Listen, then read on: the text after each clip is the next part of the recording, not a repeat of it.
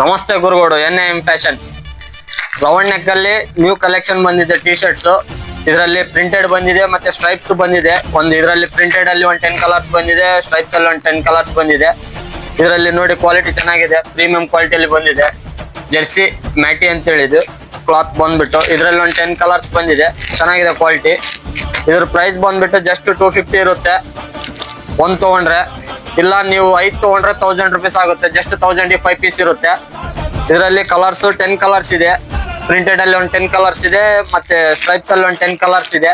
ಅದೇ ತರ ಮತ್ತೆ ಶಾರ್ಟ್ಸ್ ಅಲ್ಲಿನೂ ಬಂದಿದೆ, 4 ಲೈಕ್ರಾ ಶಾರ್ಟ್ಸ್. ಕ್ವಾಲಿಟಿ ಮಾತ್ರ ಸಖತ್ತಿದೆ. ಇದನ್ನು ಫುಲ್ ಸ್ಟ್ರೆಚಬಲ್.